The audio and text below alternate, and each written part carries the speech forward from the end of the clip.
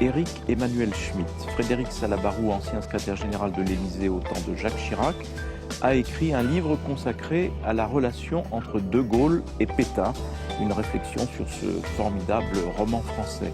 Éric Emmanuel Schmitt a écrit un livre intitulé « Quand je pense que Beethoven est mort et que tant de crétins vivent », c'est chez Albin Michel, suivi d'une pièce Kiki van Beethoven qui, l'un et l'autre texte, tourne autour de l'œuvre musicale de Beethoven. Jean-Marie Colombani nous invite à prendre le temps de la réflexion. Ce soir à 23h sur Public Sénat.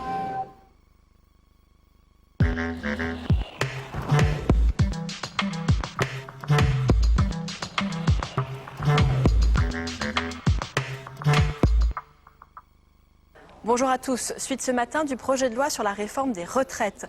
Les joutes verbales se poursuivent dans l'hémicycle et les sénateurs de l'opposition continuent à discuter le texte pied à pied. Hier, 32 amendements ont été discutés. Il en reste encore 260 à examiner. Hier soir, les discussions ont repris à l'article 32 sur la question de l'épargne retraite. La nuit a aussi été marquée par le vote par les sénateurs d'un amendement de la majorité qui prévoit l'ouverture de la réflexion pour 2013 vers une retraite par points, c'est-à-dire vers une réforme systémique. L'amendement a été taxé de manœuvre par l'opposition dans une ambiance surchauffée. C'était un geste envers la CFDT qui faisait cette demande. L'intersyndicale, en tout cas, se réunit cet après-midi pour décider des suites à donner au mouvement. La situation est un petit peu compliquée entre l'arrivée des vacances de la Toussaint et puis le vote imminent de la réforme par les sénateurs. Une 7e journée de mobilisation pourrait être organisée la semaine prochaine, mardi ou mercredi. Tout de suite, direction les débats d'hier soir dans l'hémicycle. La séance est reprise. J'informe le Sénat que la commission mixte paritaire chargée de proposer un texte sur les dispositions restant en discussion du projet de loi organique relatif à la gestion de la dette sociale est parvenue à l'adoption d'un texte commun.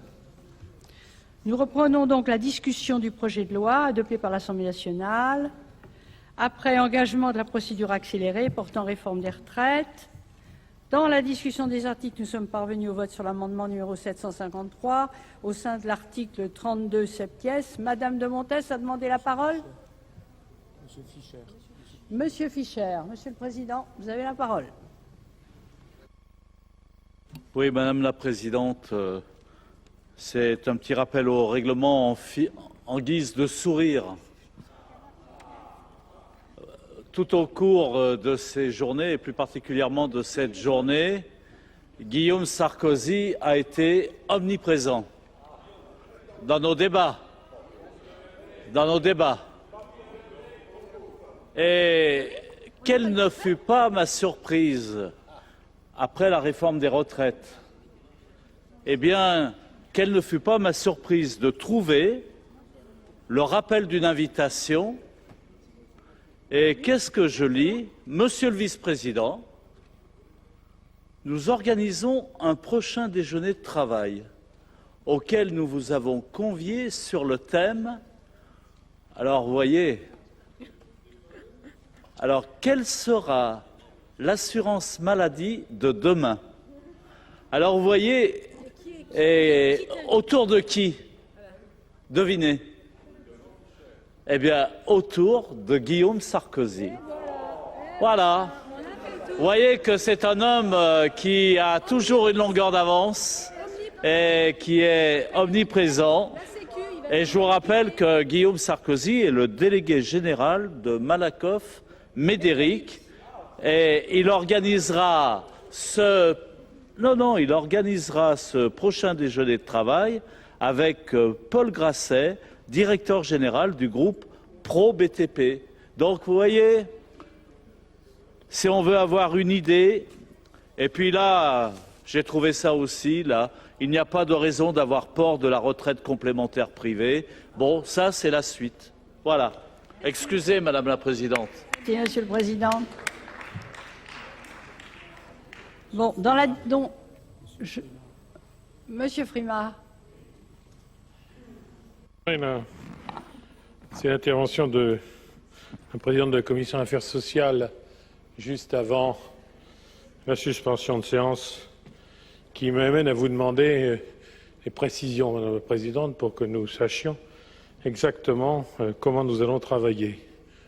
Si j'ai bien compris, Madame la Présidente, vous avez demandé la priorité pour faire revenir quelques articles additionnels qui étaient en réserve et les faire revenir en priorité. Alors, pourrait-on savoir de manière très exacte à quel moment vous allez les faire venir?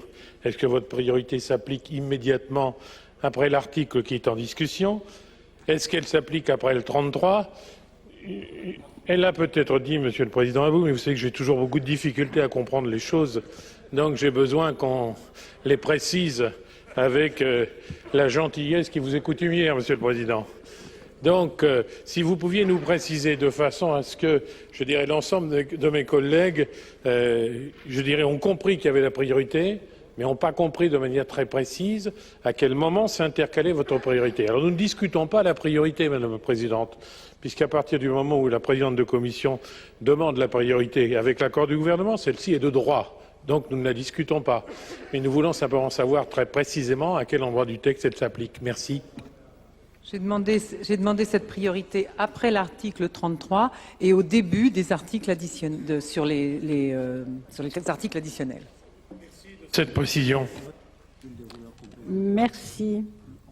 Bon, je vous rappelle donc que dans la discussion des articles, nous sommes parvenus au vote sur l'amendement numéro 753 au sein de l'article 32. Donc, avant de faire voter sur cet amendement 753, y a-t-il des explications de vote? Je n'en vois pas. Je mets aux voix la... Monsieur Émorine.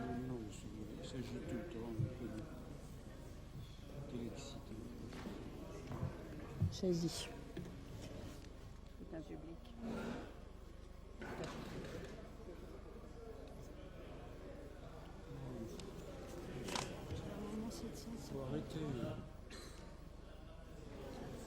Monsieur le Président Fischer, vous voulez...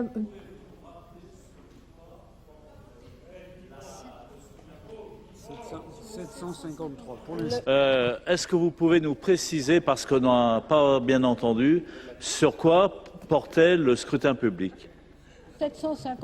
753. 700.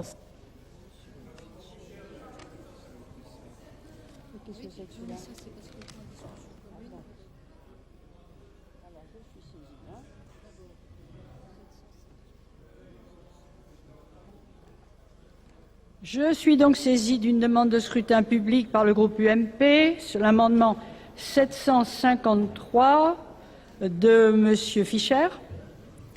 Je vous rappelle que l'avis de la Commission est défavorable ainsi que l'avis du gouvernement. Il va être procédé au scrutin public dans les conditions fixées par l'article 56 du règlement. Ceux qui souhaitent voter pour remettront au secrétaire un bulletin blanc, ceux qui souhaitent voter contre un bulletin bleu et ceux qui souhaitent s'abstenir un bulletin rouge.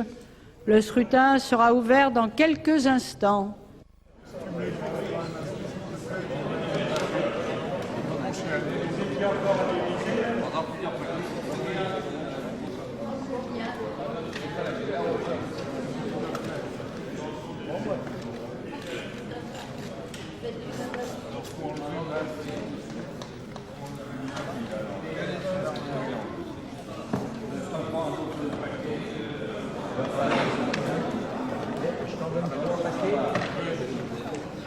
Le scrutin est ouvert.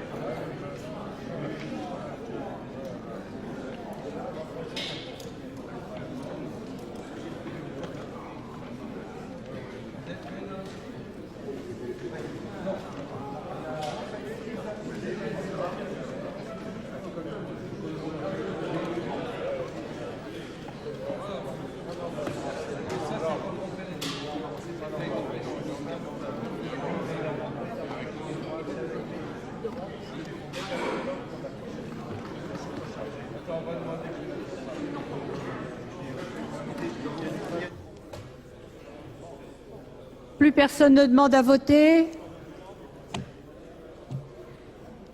Le scrutin est clos. J'invite mesdames et messieurs les secrétaires à procéder au dépouillement du scrutin.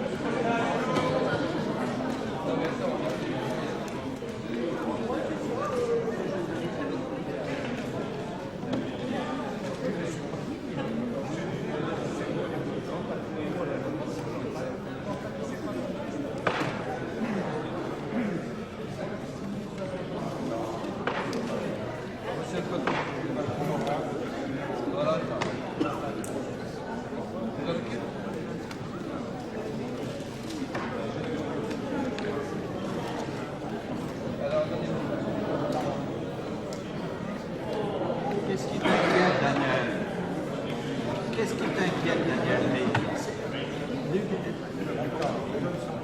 Ah non, mais il a été voté.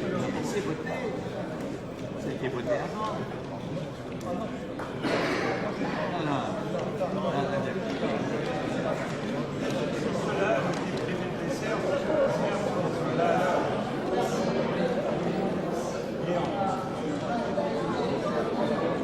Je sais pas, moi.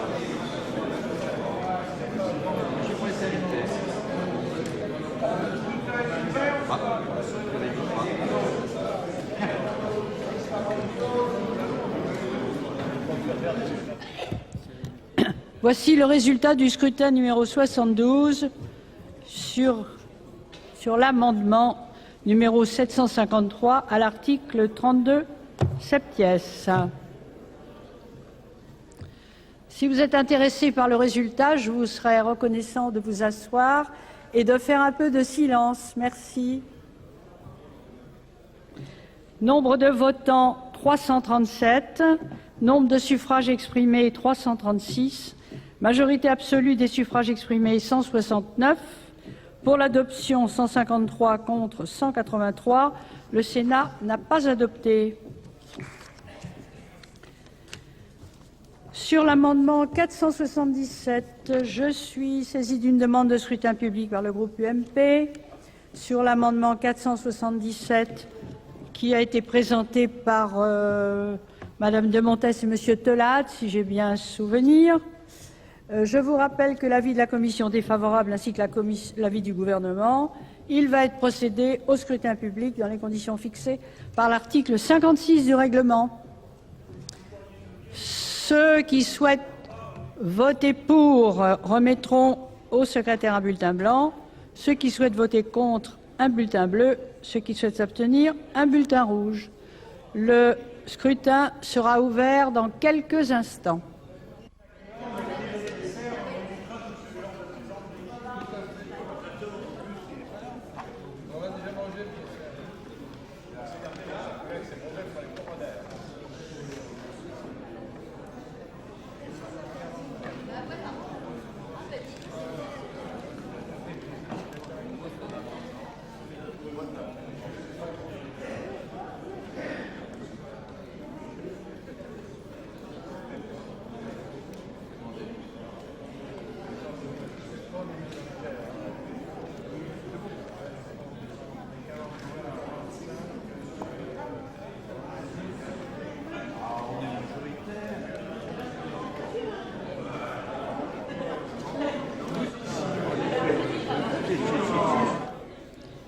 Le scrutin est ouvert.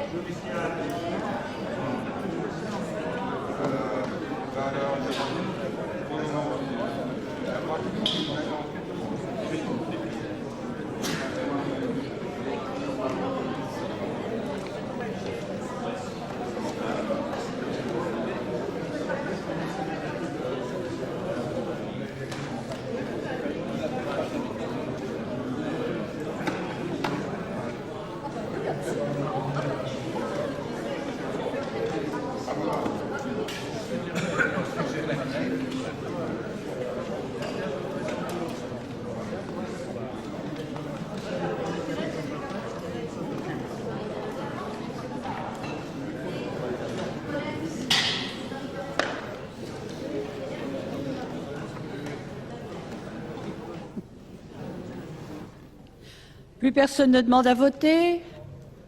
Le scrutin est clos. J'invite mesdames et messieurs les secrétaires à procéder au dépouillement du scrutin.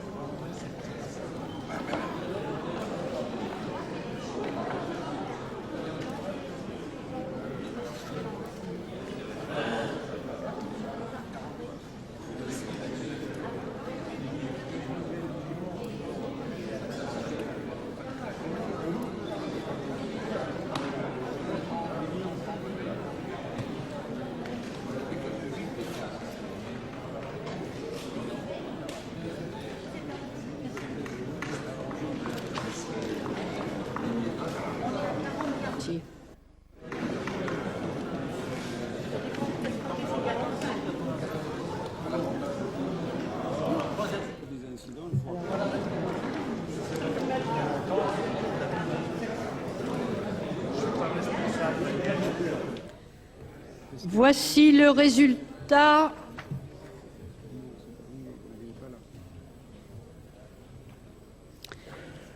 Voici le résultat du scrutin 73. L'amendement numéro 477 à l'article 32 septies. Nombre de votants 339, nombre de suffrages exprimés 338, majorité absolue des suffrages exprimés 170. Pour l'adoption 153 contre 185, le Sénat n'a pas adopté.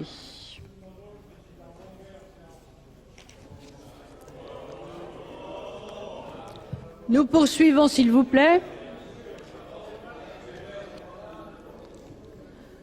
Nous poursuivons, s'il vous plaît. Alors, je vais faire voter sur l'article 32 septies. Y a-t-il des demandes d'explication de vote? Il n'y en a pas. Je suis saisie d'une demande de scrutin public par le groupe UMP sur l'ensemble de l'article 32 septies. Je vous rappelle que la commission est favorable ainsi que l'avis du gouvernement.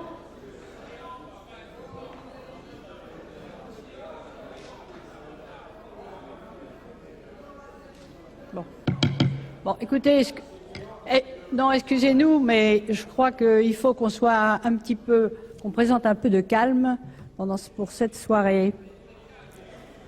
Il va être procédé au scrutin public dans les conditions fixées par l'article 56 du règlement. Ceux qui souhaitent voter pour remettront au secrétaire un bulletin blanc. Ceux qui souhaitent voter contre, un bulletin bleu. Ceux qui souhaitent s'abstenir, un bulletin rouge. Le scrutin sera ouvert dans quelques instants.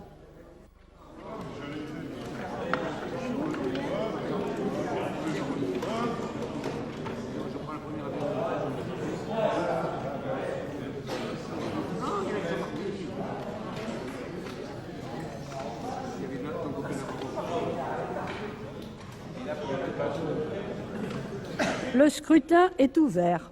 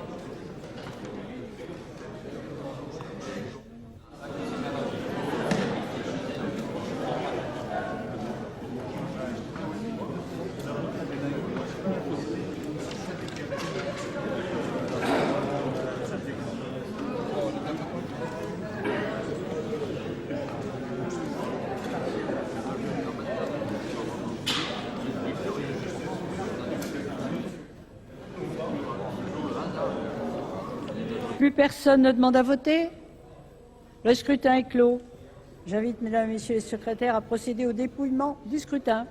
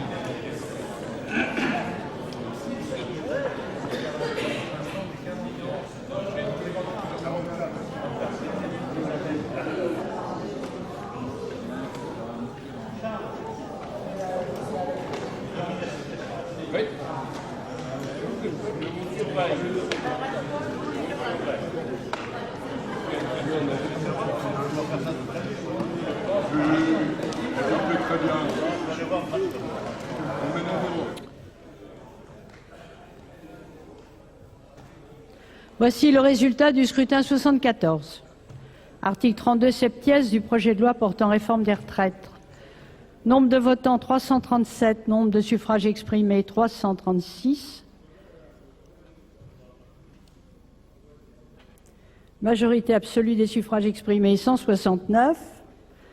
Pour l'adoption 183, contre 153. Le Sénat a adopté.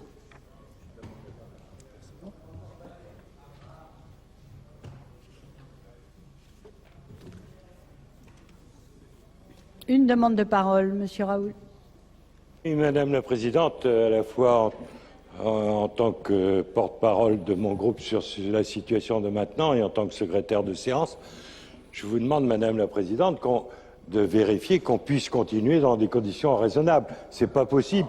Je mesure à l'heure actuelle l'attachement que le groupe UMP a à ce projet de loi. En tous les cas, par leur présence physique, autrement dit, ils votent avec leurs pieds. Alors,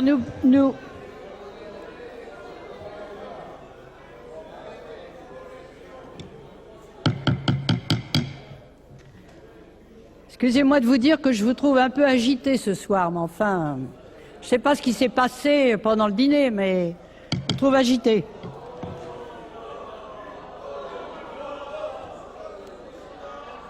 Est-ce que c'est un rappel au règlement? Alors, allez-y. Non. Je ne sais pas qui est agité, mais nous, on veut pouvoir travailler normalement.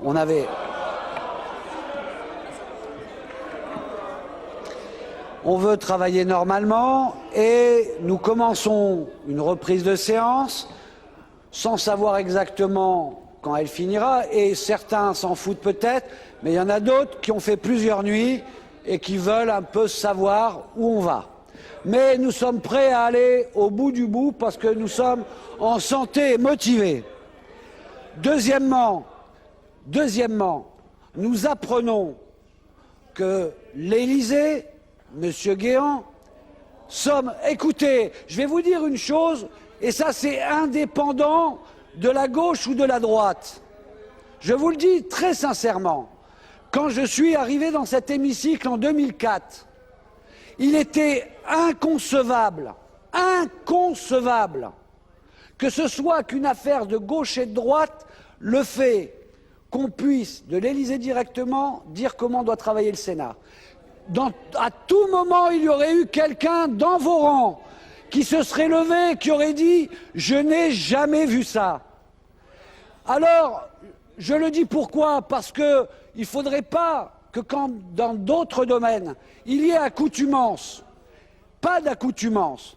Et il se trouve que quand M. Guéant fait ça, ce qui est un scandale absolu auquel on ne doit pas s'habituer, eh bien c'est le groupe UMP, c'est ce qu'a dit mon collègue Aout. Il a dit que ce n'est pas possible que dans cette situation où on accepte ce type de choses. En plus, c'est le groupe UMP qui ralentit la séance en n'assurant même pas sa présence dans l'hémicycle.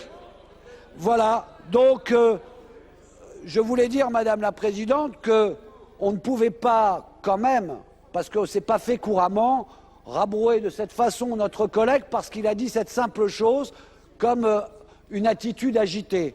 Voilà, c'était une intervention tout à fait respectable et qui avait sa place.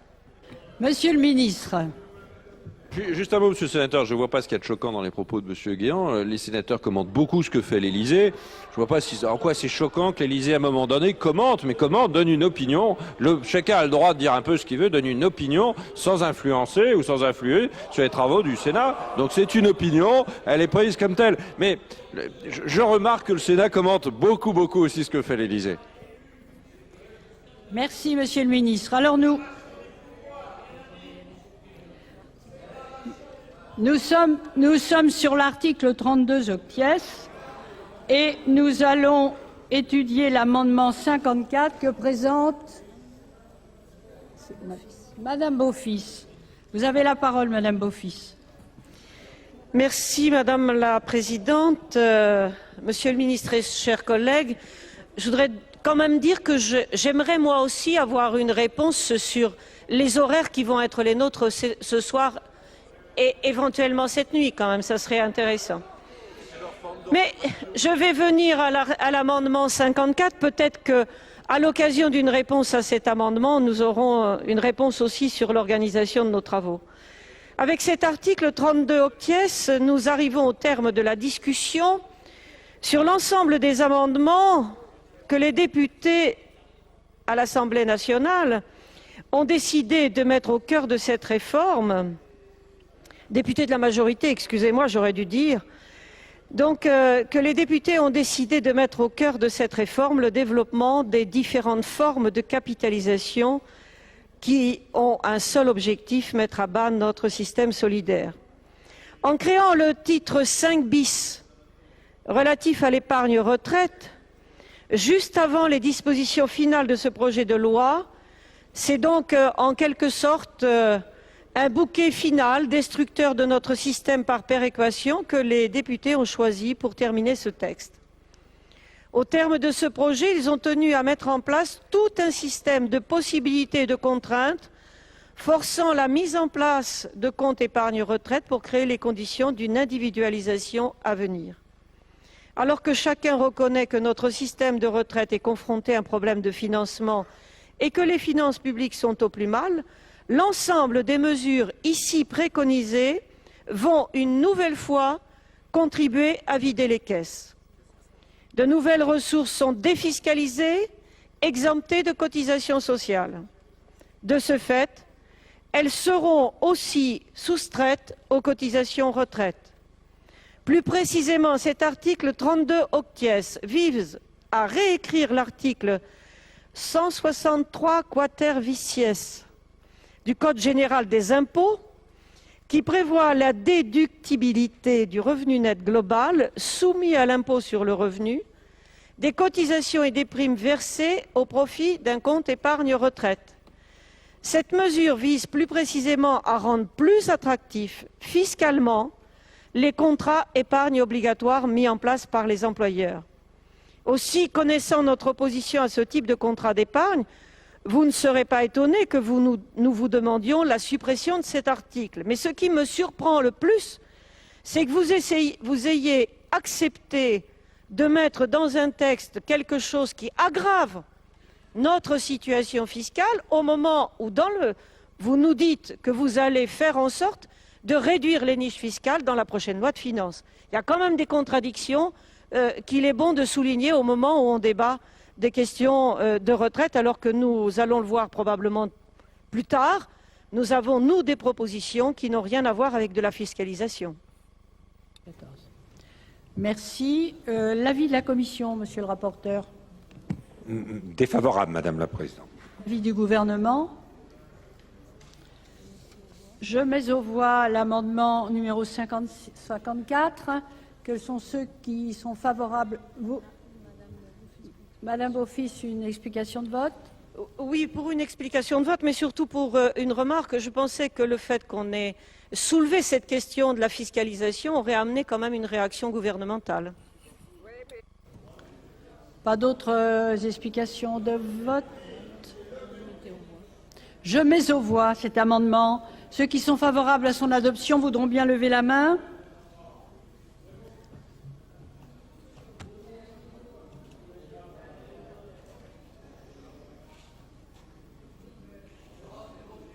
Ceux qui sont contre?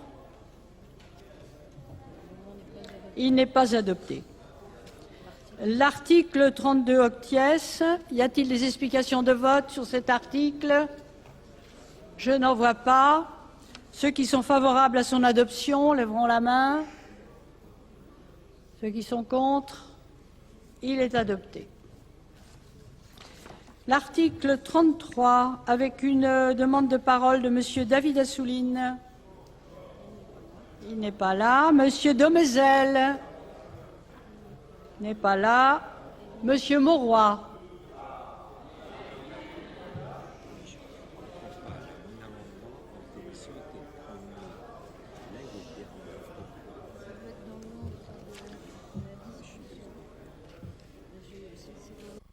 Monsieur le Premier ministre, vous avez la parole. Madame la Présidente, Monsieur le Ministre, Mesdames, Messieurs les sénateurs, j'interviens au lendemain de la 6e journée d'action organisée pas par les syndicats, par des lycéens, par des groupes de différentes natures et par un conflit qui manifestement s'élargit et pose de très gros problèmes à la nation et à la population. On nous dit que M. Sarkozy veut essayer de trouver la sortie. Ce n'est pas en force qu'il faut essayer de trouver la sortie. c'est naturellement en faisant des propositions, puisse y aller dans le sens finalement d'une réunion, d'une discussion, d'une négociation, et c'est toujours possible pour arriver finalement au but, c'est-à-dire une retraite qui donne satisfaction aux Français et aux Françaises. Alors, je suis intervenu vendredi. Monsieur le ministre, à cette occasion-là, vous avez fait de l'ironie. Vous avez dit que moi-même, et pas seulement moi-même, mais les sénateurs socialistes et que la gauche, ils aimaient les chiffres ronds. Je ne vois pas ce que ça a à voir, les chiffres ronds, avec le débat qui est le nôtre. Moi, je ne suis pas banquier, je ne remue pas des liasses d'argent, etc. Je ne sais pas ce que c'est que les chiffres ronds par rapport aux autres chiffres. Et j'avoue d'ailleurs que les chiffres de victoire de la gauche ne sont pas nécessairement des chiffres ronds. 48, ce n'est pas un chiffre rond. 71, 1871, ce n'est pas un chiffre rond. 36, dont on n'a peut-être pas suffisamment parlé, ce n'est pas un chiffre rond, et pas davantage les autres chiffres. Enfin, passons sur ça. Alors, le véritable problème qui est discuté, j'avais discuté, pas la dernière fois, de la retraite à 60 ans. Alors, je ne veux pas y revenir. Simplement, puisqu'on a parlé de chiffres ronds comme ça, et de mon amour pour ces chiffres ronds, et peut-être pour ma nostalgie pour une retraite à 60 ans, je dois dire que tout de même, il y a eu une résonance dans le pays. Vous avez pu en trouver l'écho dans la revue de presse que font certainement vos collaborateurs. Moi, j'en ai entendu beaucoup parler. Je suis rentré à Lille et j'ai vu quand même comment tout le monde avait réussi à capter ce message, qu'au fond, tout le monde restait attaché à la retraite à 60 ans et que ce n'était pas possible de rejeter cette retraite à 60 ans dans les oubliettes de la République. Ça, ce n'est pas possible. Par conséquent, il faut le prendre en considération. Ensuite, problème de la réforme. Alors, réforme. Nous sommes attachés à la réforme. De temps en temps même, on dit que nous sommes des réformistes. C'est sans doute vrai. Enfin, nous sommes attachés à la réforme. Attachés à la réforme. Alors, M. Sarkozy, il se dit attaché aussi à la réforme. Oui, mais il y a de bonnes réformes et il y a de mauvaises et de très mauvaises réformes. Par conséquent, il faut rester dans le registre des bonnes réformes, celles qui plaisent au peuple, celles qui plaisent à la majorité des Français et des Françaises, et manifestement, la réforme que nous proposons, et nous ne sommes pas les seuls, eh bien, elle va dans le bon sens. Et il ne faut pas, par conséquent, l'oublier. J'ajoute que, chemin faisant, on discute un peu dans l'ensemble de tous les problèmes. On laisse beaucoup de problèmes sur le côté, mais c'est vrai qu'on aura peut-être l'occasion de les reprendre. En tout cas, la retraite à 60 ans, ce n'est pas possible qu'elle aggrave la situation des jeunes. Pas possible qu'elle aggrave la situation des seniors. C'est quand même un comble, dites un peu, que ces seniors, les uns, les mettent à la porte de plus en plus rapidement et par conséquent de plus en plus jeunes, et qu'on fasse une réforme pour finalement leur fermer la porte pour accéder à la retraite. Ça, c'est vraiment inimaginable, et je suis persuadé qu'ils garderont le souvenir, car en définitive, je sais bien, vous pouvez bomber le torse, vous pouvez vous dire, bon, on a la majorité ici, et par conséquent, on sortira avec la majorité. Oui, mais cette majorité, elle sera relative, parce qu'il y aura un autre appel, ce sera appel devant le peuple, et cette fois-là, ce sera la grande élection qui tranchera. Alors, sur le problème, en particulier de la retraite, et sur bien d'autres problèmes. Et je suis persuadé que sur ce plan-là, vous marquez de mauvais points vis-à-vis du peuple par les positions qui sont les vôtres. En tous les cas, tous les sondages, moi je n'abuse pas des sondages, mais montrent qu'une grande majorité des Français et des Françaises veulent, à plus de 50%, à plus de 60%, ce matin c'était 65%, ils sont contre la réforme que vous envisagez. Et ça, vous devez en tenir compte. Alors, le gouvernement, finalement, se réfugie dans une position de faiblesse qui sera jugée par le peuple, au-delà même des péripéties des votes dans cette Assemblée. Mais les votes dans cette Assemblée, ils ont leur importance. Le Sénat, on connaît la réputation qu'il a eue sur la Troisième République. On connaît la réputation qu'il a eue sous la Quatrième République, qui en avait fait un Sénat croupion. On connaît la réputation qu'il avait au début de la Cinquième République, en voulant véritablement faire une réforme du Sénat. Méfiez-vous, le Sénat ne doit pas redevenir la chambre noire de la République. Il doit au contraire voter des propositions, des réformes qui sont attendues par le peuple et prendre des dispositions pour qu'il en soit ainsi. Faute de quoi, vous aurez des lendemains difficiles, comme vos prédécesseurs sénateurs. Pardon? Qu'est-ce que vous me dites, madame? Je commence à peine.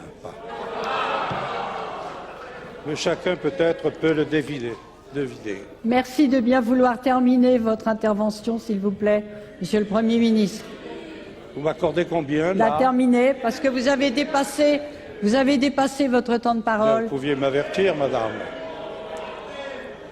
Bon, je veux quand même apporter une conclusion, madame. S'il vous plaît, s'il vous plaît. Ma conclusion, c'est qu'il y a deux problèmes fondamentaux. Le premier, c'est naturellement la durée, combien il faudra d'annuités pour la retraite. Sur ce plan-là, ce n'est pas une mesure tellement sociale, une mesure sociale, mais elle dépasse le social. C'est une mesure de civilisation. La vie s'allonge, il ne faut par conséquent en tirer les conséquences, y compris sur le plan des retraites. Et je pense que la première secrétaire du Parti socialiste s'est exprimée sur cette question. Mais, laissez-moi terminer, je vous en prie, Écoutez, je vous le dirai, ça c'est la première chose. Oui, je sais bien, vous faites le chahut. J'étais habitué à toutes les mesures sociales que j'ai présentées alors que j'étais Premier ministre. J'avais la droite vent debout. Ça, vous avez oublié de le rappeler. Mais nous le savons. Et nous pensons que vous devez nous écouter. Il faut par conséquent tenir compte de cette donnée de la durée. Mais tenir compte de la durée, c'est aussi, Merci. je termine. Merci, Monsieur le Premier ministre. Non, madame. Merci. C'est aussi tenir compte de l'assiette. Merci. Et ce n'est pas les salariés seuls qui peuvent payer ces retraites. Il faut par conséquent l'élargir.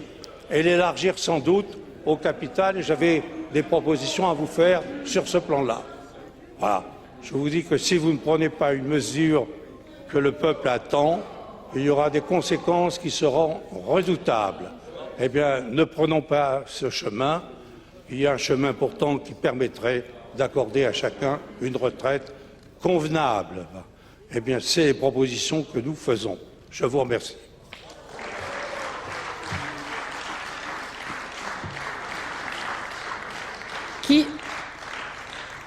Qui défend l'amendement 1156?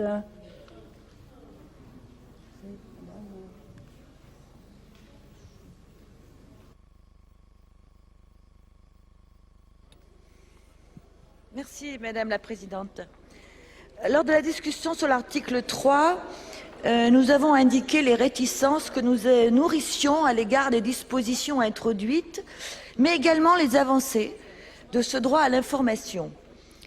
En effet, l'article 3 vise à renforcer l'information dispensée aux assurés en matière de retraite d'une part, en prévoyant de leur fournir une information générale sur le système de retraite dès leur première acquisition de droits, et d'autre part en créant un entretien personnalisé à partir de l'âge de 45 ans.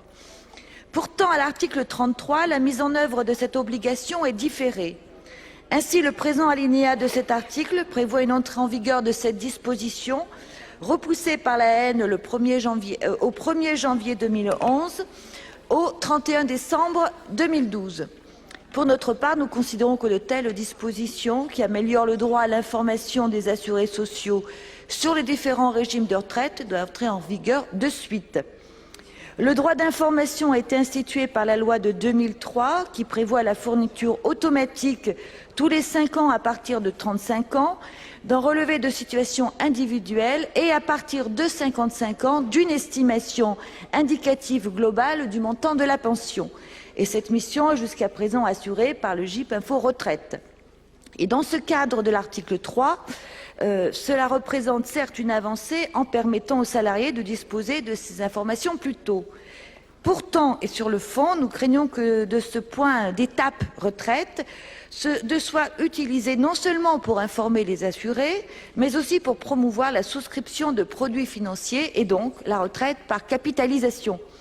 En effet, comme nous vous le rappelions dans la discussion à cet article 3, et selon l'étude d'impact accompagnant ce projet de loi, il est prévu que cet entretien portera notamment sur les avantages respectifs des différents dispositifs d'incitation à la prolongation d'activité, ainsi que les dispositifs leur permettant d'améliorer le montant de leur future retraite.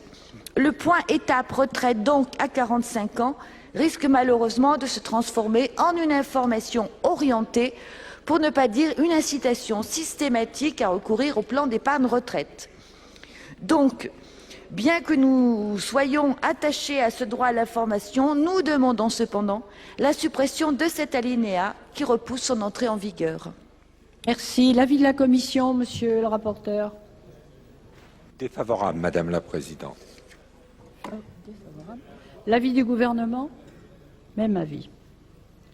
Je vais faire voter sur cet amendement 1156 qui a recueilli un avis défavorable de la Commission et du gouvernement. Quels sont ceux qui sont favorables à son adoption?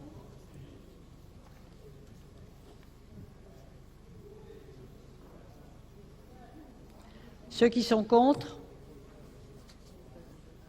Il n'est pas adopté. 3 amendements faisant l'objet d'une discussion commune.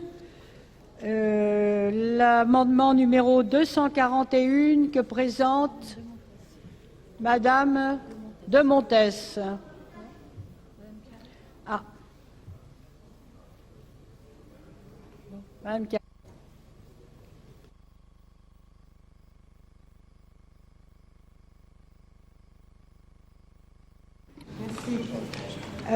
Cet amendement fixe, enfin cet article fixe les conditions d'entrée en vigueur de plusieurs dispositions du projet de loi. Fixe l'amélioration du droit à l'information des assurés. Là, nous n'avons pas grand-chose à dire. Mais là où ça se gâte, c'est les articles 5 à 20, l'article 22, 25 et 30, puisque c'est l'entrée en vigueur de mesures que nous rejetons en bloc. C'est-à-dire les conditions d'entrée en vigueur du passage de 60 à 62 ans et la borne de 65 à 67 ans. C'est globalement une politique barbare. Nous contestons le bien-fondé de cette réforme d'un point de vue global, car cela ne répond pas aux réels enjeux de la question des retraites. Vous vous placez sur le terrain de la démographie quand c'est d'orientation économique qu'il conviendrait de discuter. Le recul de l'âge pour obtenir sa retraite à taux plein quand on n'atteint pas le nombre d'annuités requises pour y prétendre avant est l'exemple même du caractère idéologique et inhumain du texte. Qui sont les personnes qui ne pourront satisfaire à ce nombre d'annuités? Principalement les femmes, et nous vous le redirons, et les personnes ayant une carrière mouvementée et hachée. Nous croyons pour notre part qu'il s'agit de personnes fragiles, précaires et ayant connu une vie difficile. À 65 ans, bien des gens ont effectué une carrière complète ou quasi complète. À court terme, la grande majorité, si ce n'est l'ensemble des Français qui atteindront l'âge de 65 ans, auront cotisé le temps requis, à l'exception, je le dis encore, des femmes qui jonglent avec les temps partiels, le plus souvent subis, les périodes de chômage, d'inactivité et les personnes ayant eu des carrières brisées, heurtées et inhabituelles. Pour nous, le mot réforme est synonyme de progrès. Quand un texte qui se veut réformateur fragilise encore des catégories précaires, il se part d'atours qu'il ne mérite pas. Nous sommes résolument opposés au recul de l'âge de la retraite à 62 ans et la retraite à taux plein à 67 ans. Si certains veulent travailler plus, la loi les autorise à le faire, mais que ceux qui veulent s'arrêter parce que la vie ne leur a pas déjà fait beaucoup de cadeaux puissent le faire. Voilà ce qui me semble un réel progrès. La solidarité doit avoir un sens dans notre pays. Par cohérence avec tout ce que nous avons dit, nous demandons la suppression de l'alinéa qui fixe les conditions en vigueur des dispositions de ce texte, qui est loin de marquer un progrès de société qui est acceptable par nous. Merci. L'amendement 1157, c'est Madame David qui le présente ou Monsieur Fischer? 1157. Madame la Présidente, qui Madame l'a présenté. Il s'agit d'un amendement de pure forme, mais symbolique. Nous vous proposons ainsi de supprimer dans cet alinéa de l'article 33 les références aux articles 26, 27 quater et 27 quinquies, pour la simple et bonne raison que ces amendements ont été supprimés lors du passage en commission. Cela démontre, alors que le sujet est tout de même sérieux, puisqu'il a trait aux conditions d'existence des plus de 60 ans, de leur pouvoir d'achat, que de leur droit à la retraite, de la précipitation dont vous faites preuve sur ce sujet. Mais cela démontre également la confusion qui a régné lors des travaux de la Commission des affaires sociales, afin d'élaborer le texte dont nous sommes en train de débattre. Pour simple rappel, les articles ainsi supprimés concernaient l'abaissement de la condition d'âge pour le départ à la retraite et le bénéfice du taux plein au profit des assurés justifiant d'une incapacité permanente au titre d'une maladie ou d'un accident professionnel. Il concernait également l'extension du dispositif de pénibilité aux salariés agricoles et non agricoles. La Commission a fait le choix de supprimer ces articles, insérés lors de l'examen du texte à la haine, pour en situer le contenu dans d'autres articles au sein du texte. Il faut maintenant que le présent article en tienne compte. C'est le sens de cet amendement. Merci. L'amendement 1213, Monsieur Leclerc, au nom de la Commission des affaires sociales. Oui, Madame la Présidente, c'est juste un amendement de coordination. L'avis du gouvernement, Monsieur le ministre. La Commission, pardon. La Commission sur l'amendement 241 et 1157. Ils sont défavorables tous les deux, excusez-moi, Madame. Défavorable. Et l'avis du gouvernement sur les trois amendements. Et l'avis du gouvernement sur les trois amendements.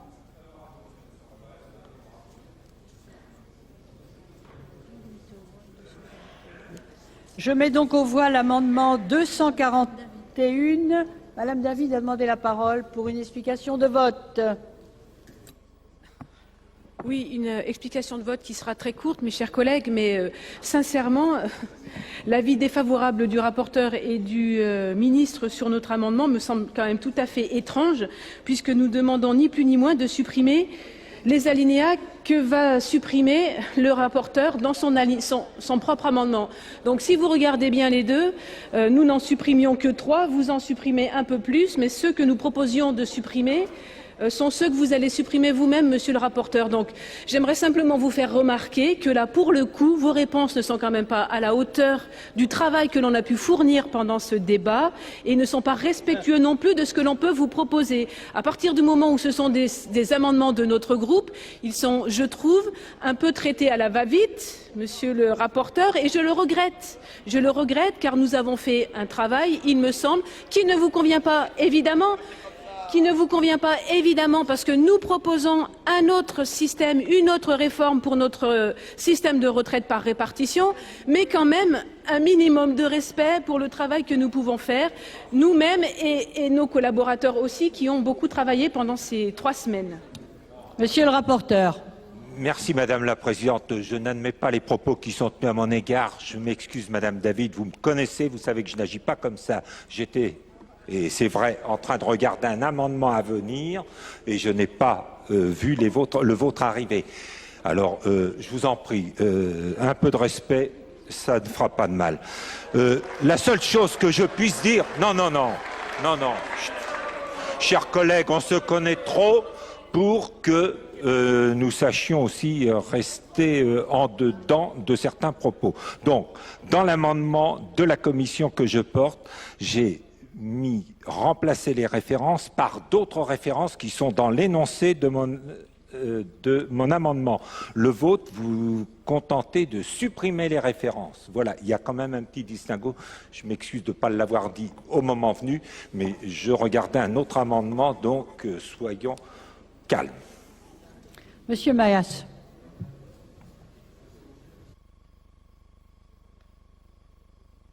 Madame la Présidente, Messieurs les ministres, chers collègues, vous venez, Monsieur le rapporteur, de nous parler de respect. J'ai entendu ce mot et je voudrais quand même vous rappeler que respecter ce texte, cette loi, c'est avant tout avoir discuté avec les organisations syndicales. Ça vous gêne, les organisations syndicales, d'autant qu'en ce moment, effectivement, elles sont dans la rue et elles montrent au peuple de France que ce texte est effectivement mauvais. Peut-être aurait-il plus intelligent, pour respecter cette démocratie, d'intervenir bien en amont, de faire comme beaucoup de pays l'ont fait, parce que, en Suède, par exemple, cette discussion a duré des mois et des mois. Et je suis moi-même intervenu pour vous dire que nous sommes conscients qu'il faille une réforme des retraites. Nous en sommes les uns et les autres conscients. Mais une bonne réforme, comme disait Pierre Mauroy, une bonne réforme admise par tous et qu'il n'y ait pas des gens brimés par rapport à des gens favorisés. Alors, par exemple, cet amendement, c'est l'exemple même de gens qui sont tout à fait brimés. Les dispositions d'entrée en vigueur, on pouvait les étaler beaucoup plus. J'avais donné cet exemple d'une femme commençant à 14 ans, qui certes, grâce à une petite adaptation, pouvait espérer partir en retraite à 58 ans.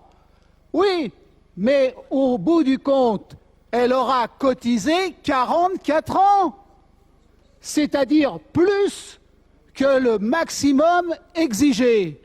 Et en règle générale, ces métiers-là sont des métiers durs, parce que ce sont des métiers qui n'exigent pas une grande qualification, donc le côté études est extrêmement restreint, et donc vous pénalisez deux fois, souvent des métiers pénibles en plus, pénibles. Et donc vous pénalisez plusieurs fois, comme vous le faites d'ailleurs, pour aussi le passage de 65 à 67 ans, il vous a été dit et répété que souvent les femmes avec des carrières plus hachées, avec des difficultés particulières, se trouvent encore plus pénalisées. Donc, vous n'avez pas l'habitude d'ailleurs, je dois le dire, de laisser des laps de temps suffisants pour que, humainement, les gens puissent réfléchir. Je l'ai vu lorsque nous avons défendu, disons, les infirmières pour leur donner le choix de passer d'une catégorie B à une catégorie A, le laps de temps est ridicule. Et actuellement, il est envoyé à ces personnes des missives en leur demandant d'une façon impérative de choisir. Et je voudrais terminer sur le problème des fonctionnaires. Lorsque vous rentrez effectivement dans la fonction publique, c'est un choix. C'est un choix. Vous en connaissez la grandeur, vous en connaissez les difficultés et vous en connaissez les avantages. Eh bien, très simplement là, vous rognez sur les avantages. Il y a une rupture de contrat, il y a un engagement normal entre l'État, d'une part, et le fonctionnaire. Le fonctionnaire doit, effectivement, à l'État rendre à la fois du travail bien fait et un certain laps de temps de travail, un certain nombre d'années de travail, et vous lui dites « Ah ben non, déjà, supprimer un fonctionnaire sur 2 partant en retraite, oui, c'est une chose, déjà qui peut très bien fortement déplaire et fortement pénaliser en ce moment les gens qui sont dans l'enseignement. Hein. Les remplacements sont plus assurés, par exemple. Mais en plus, il y a une rupture de contrat. Donc, quand il y a ce type de difficulté, on l'étale dans le temps. Et tout est étalé dans le temps. Les discussions sont étalées dans le temps. Les mises en œuvre des mesures doivent être étalées dans le temps. Ce n'est pas ce que vous faites. Il y a le couperet qui tombe. Et moi, je défends effectivement, avec le groupe socialiste, cet amendement. Merci. S'il n'y a pas d'autres explications de vote,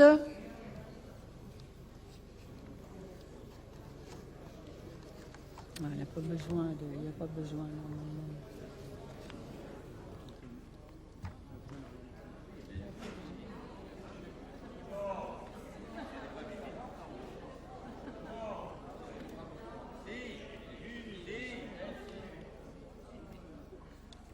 Sur le 241, je suis saisie d'une demande de scrutin public. Sur l'amendement 241.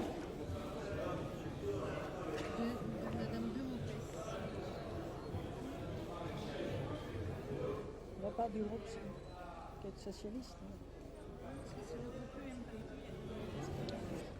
Ah oui. Sur l'amendement, c'est le groupe UMP. Sur l'amendement de Madame de Montès. Je vous rappelle que la commission est défavorable, le gouvernement défavorable. Il va être procédé au scrutin public dans les conditions fixées par l'article 56 du règlement. Ceux qui souhaitent voter pour remettront au secrétaire un bulletin blanc. Ceux qui souhaitent voter contre un bulletin bleu. Ceux qui souhaitent s'abstenir un bulletin rouge. Le scrutin sera ouvert dans quelques instants.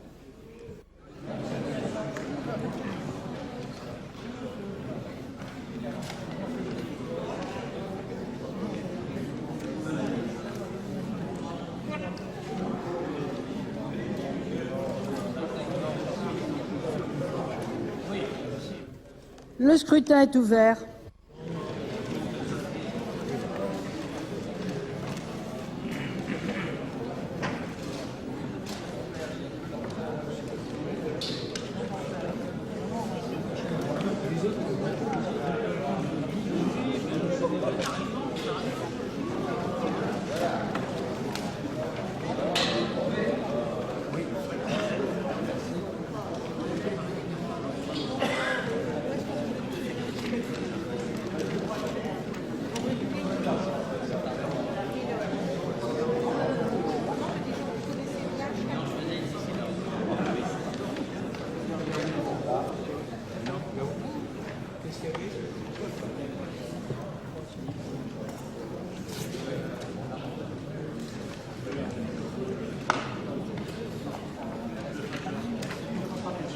Personne ne demande à voter. Le scrutin est clos. J'invite mesdames et messieurs les secrétaires à procéder au dépouillement du scrutin.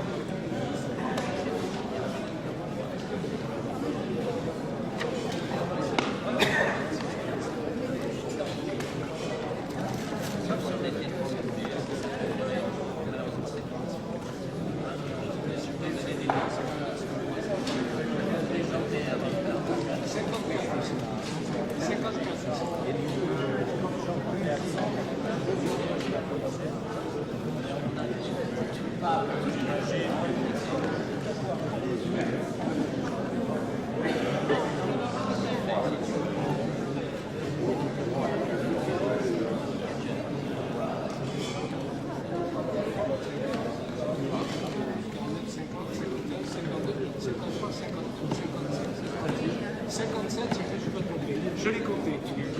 57, 57, je ne suis pas trop loin.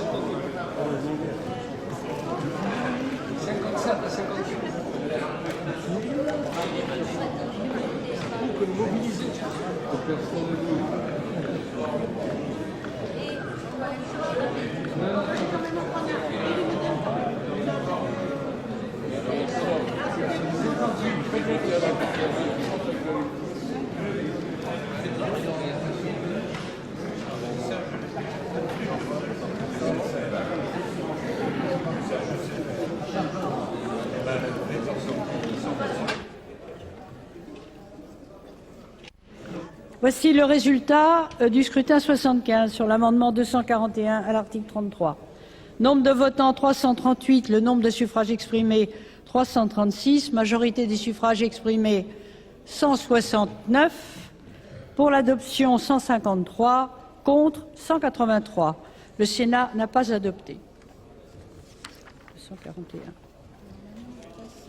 L'amendement 1157.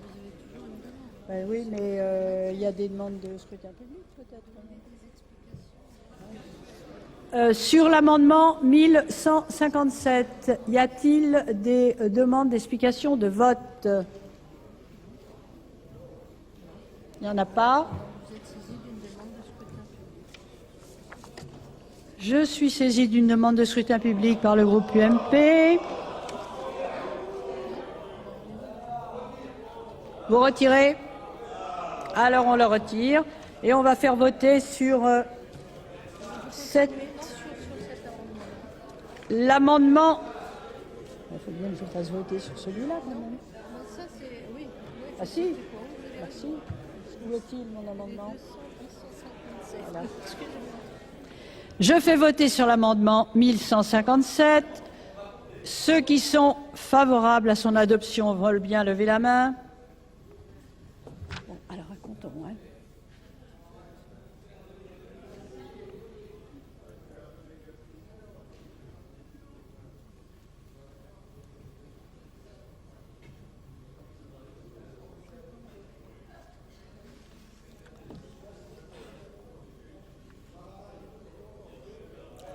Non, laissez-nous le temps de compter, c'est tout.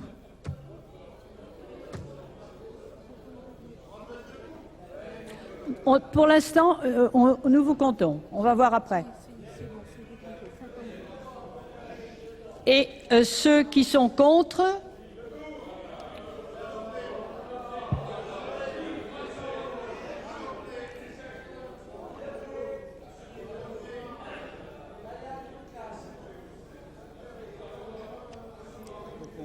Où est-ce que vous en êtes? Non, mais combien vous êtes? 52. Et combien à droite? Combien à droite? L'amendement n'est pas adopté. Ah. Okay. Sur la... S'il vous plaît. S'il vous plaît, on a compté. Alors, nous avons compté. Oh, bah écoutez, ça suffit. Nous avons compté. Nous avons compté. Oh, ça suffit. Ça suffit. Ça suffit. Nous sommes sur l'amendement. Nous sommes sur l'amendement 1213. C'est un avis favorable du gouvernement. Quels sont ceux qui sont favorables à son amendement? On va les compter.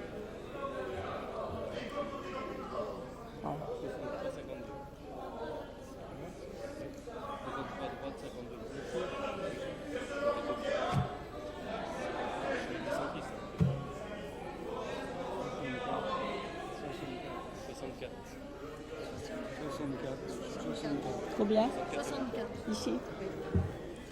64. L'amendement est adopté. Contre.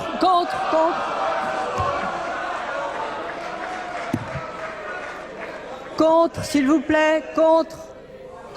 Levez la main.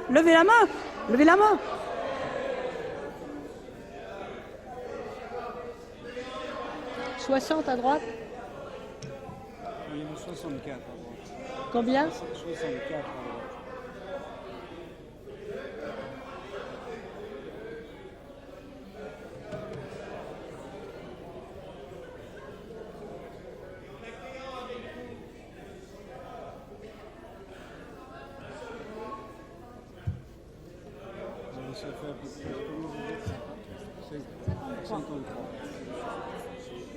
Donc il y a 10 de différence. 64. Il y a 10 de différence. 53 à 63, l'amendement est adopté.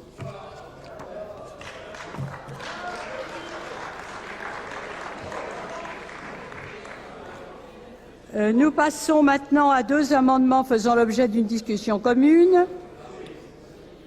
L'amendement 1158 que défend Madame Labarre. Madame la Présidente, Messieurs les ministres, chers collègues, vous avez pris la décision de mettre dans cet article 33 relatif aux dispositions finales l'ensemble des mesures de datation des diverses mesures contenues dans ce projet. Cela vous a permis de dissocier les mesures annoncées de leur entrée effective en application. L'effet d'annonce escompté devait vous permettre de masquer aussi un élément essentiel de la mesure. C'est particulièrement le cas de l'alinéa 4. Ainsi rédigé, cet alinéa ne veut pas dire grand-chose. Il précise que l'article 25 de ce projet de loi ne s'appliquera qu'à compter du 1er janvier 2012 au plus tard. Mais cet article 25 concerne le chapitre 1er de ce projet qui concerne un sujet particulièrement sensible et qui a été longuement débattu dans cet hémicycle. Il est ici question de la pénibilité et plus particulièrement de la prévention de la pénibilité. Je ne reviendrai pas ici sur tout ce qui nous oppose aux différentes mesures de ce projet sur cette même question. Mais l'article 25 concerne la mise en place du dossier médical en santé au travail qui doit retracer les informations relatives à l'état de santé du travailleur, aux expositions auxquelles il a été soumis, ainsi que les avis et propositions du médecin du travail. Or, l'écriture de cet alinéa, dont nous vous demandons la suppression, précise que ce dossier médical ne prendra en compte que les expositions survenues à compter de la date fixée par décret, au plus tard le 1er janvier 2012. Ce faisant, ce dossier médical n'aura pas la mémoire du trajet professionnel des salariés. Il permet même de tirer un trait sur le passé de ce salarié. Cette disposition est pour le moins choquante. Ainsi, même si des expositions dangereuses passées ont été reconnues, elles disparaîtront. Aucune trace des situations difficiles. Elles seront même réputées ne pas avoir existé. On passe ainsi en pure perte et profit toutes les expositions dangereuses intervenues avant la date fixée par décret. C'est inacceptable.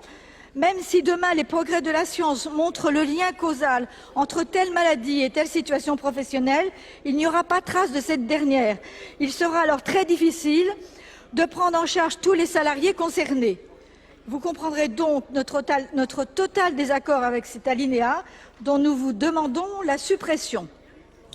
Merci. L'amendement 478 que défend Monsieur Godefroy. Oui, Madame la Présidente, Monsieur le Ministre, avant de défendre cet amendement très rapidement, je voudrais dire à nos collègues de la majorité que j'ai trouvé tout à fait discourtois le fait qu'ils essayent de empêcher notre collègue et ami Pierre Mauroy de finir son exposé pour une... Attendez, pour une petite minute. Moi, je dois vous dire que... Mais c'est pas la peine d'aboyer. Pourquoi vous hurlez, là? Je vous ai pas dit de mal encore. Ou alors vous vous sentez vraiment fautif. Moi, je ne verrai aucun inconvénient si M. Raffarin, il m'excusera de le citer alors qu'il n'est pas là, mais si M. Raffarin, ancien Premier ministre, voulait nous faire savoir sa position, et s'il considère que la façon dont la réforme est menée est bonne ou pas bonne, ça ne me dérangerait pas qu'il dépasse d'une minute son temps de parole. Alors, concernant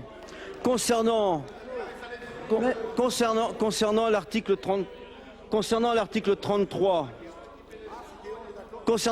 33, Monsieur le rapporteur, Monsieur le ministre, notre amendement vous propose de remplacer les mots intervenus par les mots en cours ou prenant des faits.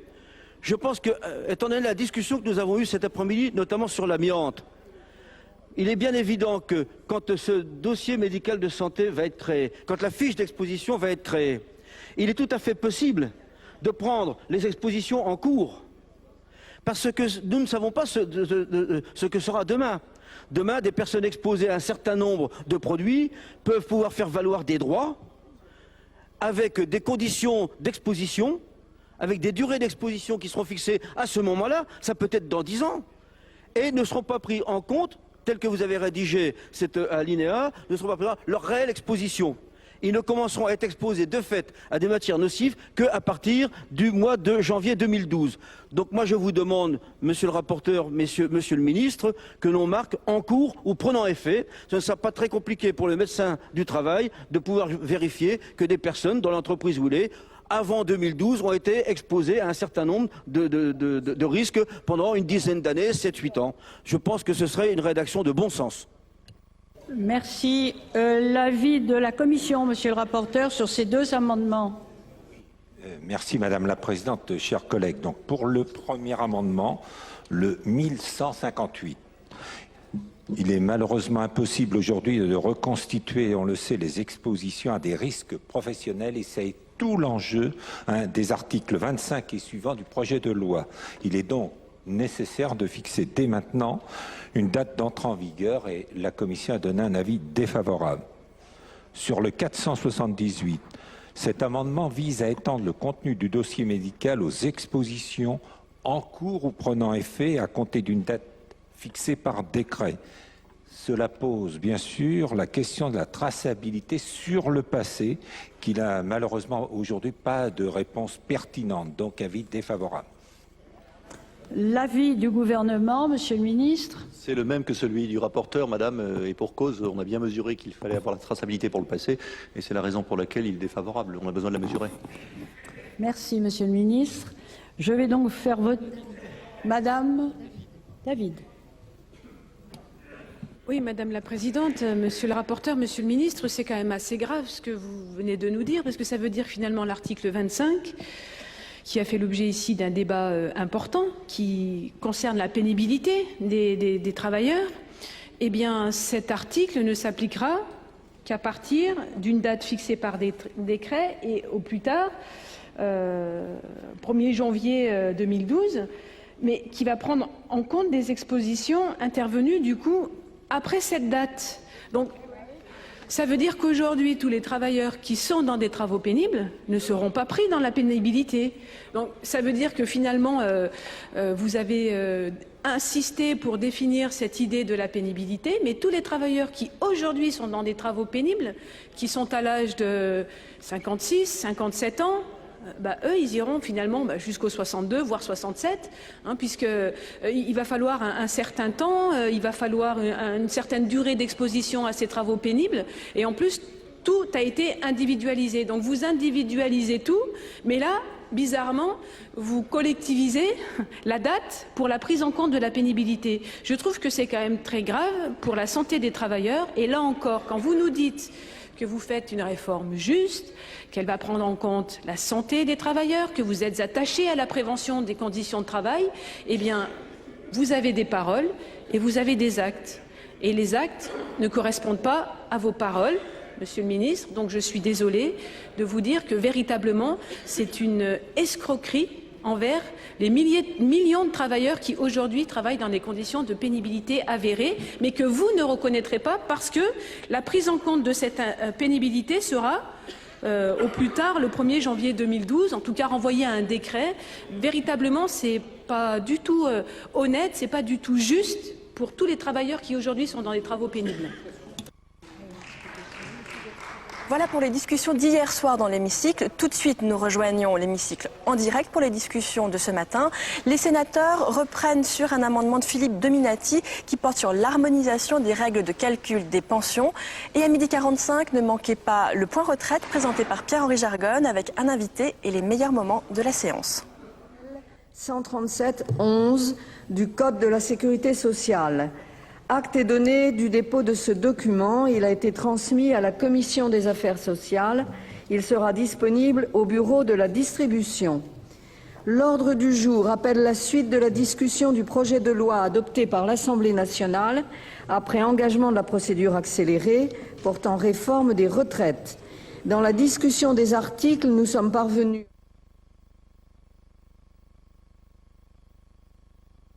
à un article additionnel avant le titre premier.